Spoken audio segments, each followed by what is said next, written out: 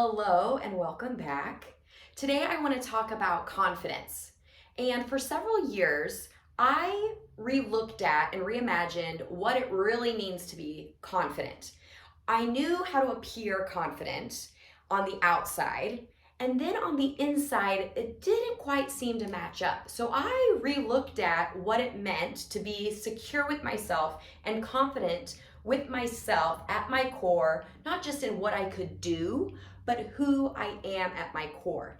And as I figured this out internally, I was then struggling to articulate it externally to my clients until I read the book Better Than Happy by Jody Moore. I want to give credit where credit's due, and I'm not going to reinvent the wheel because I believe she articulated it really well. It really resonated with me, and I want to share it with you. So what she would propose is it's a spectrum. On one end, there is shame.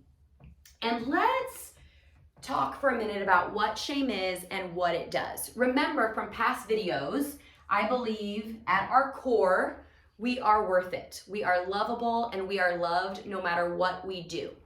On the outside, of course, is our humanness, our flaws, our thoughts, our actions, and those don't always line up with who we are at our core. Shame tries to attack our core. It tries to feed us the lie that we aren't worthy, we aren't lovable, we aren't enough, we are bad. It attacks our identity as a human. It attacks us all the way down at our core. Now, guilt is something a little different. Guilt may happen, it can kind of attack, if you will, something from the outside. It can attack our actions. And I shouldn't even say attack. It helps us to notice maybe some actions or some behaviors or thoughts that aren't lining up with who we are at our core. So guilt is a little different. Shame takes it a lot deeper. It tries to take it all the way into our core, who we are as a human. And so let's just think about shame for a moment and the results of shame. I don't know about you, but when I am in a situation and I'm feeling shame, it seems really heavy to me. And I automatically want to hide.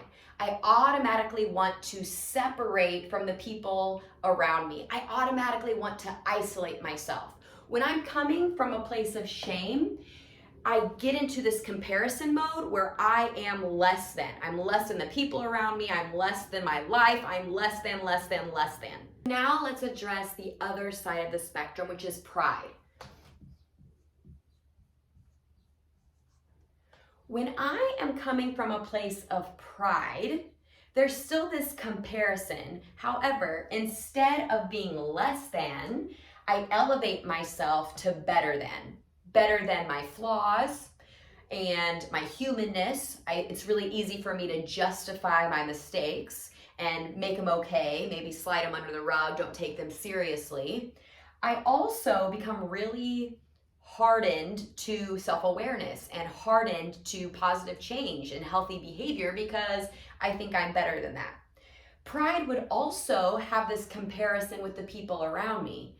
Pride makes me better than the people around me, and the result of that, again, isolates me, but instead of coming from a place of less than, it's coming from a place of better than.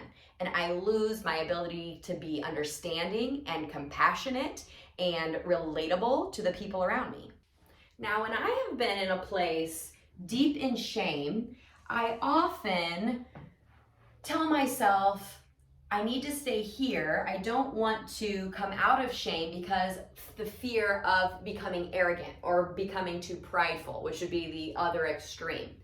And when I've been in a place of pride and I've been humbled, wow, it can send me to the extreme of shame.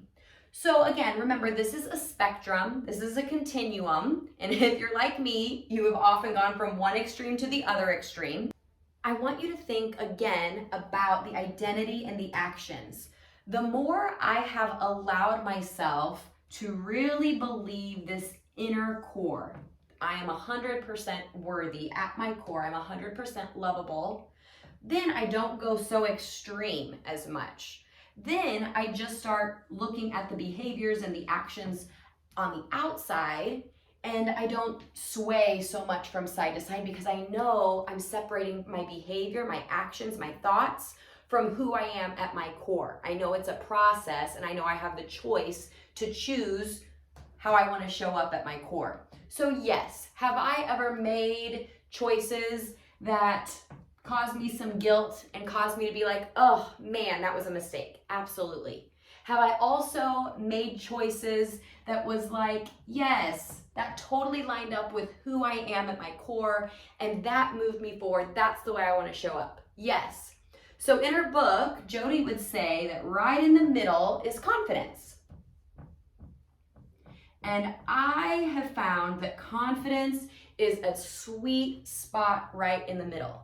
When I am coming from a place of confidence, I am humble, I am moldable, I am sensitive to change and self-awareness. I am also willing to take risks. I'm willing to move forward. I'm willing to be bold. And it's all in one package right there in the middle. Now, we've been talking about the relationship you have with yourself. I love myself and the relationship I have with myself when I can accept all of me. And I can realize that I am on a journey and I am doing the best I can. And again, this flows out of me and onto the people around me. I have found that when I am in that sweet spot of confidence and I accept all of me and realize I am doing the best I can, then I also extend the same beliefs to other people. I am much more compassionate and forgiving and understanding of the people around me. I also can see their giftings, and I can see their goodness, and I can see their potential because I also extend those beliefs to myself. It overflows out of me onto the people around me. Instead of being comparing, putting myself as less than or better than the people around me, and confidence, I put myself on an equal playing field of all the other humans in the world, that we're just trying to do the best we can, and we are both and, right? Sometimes we make mistakes and sometimes we totally get it right, and we're just doing the best we can with this game of life. Now, my coach would take this one step further. Instead of confidence, she calls it Godfidence.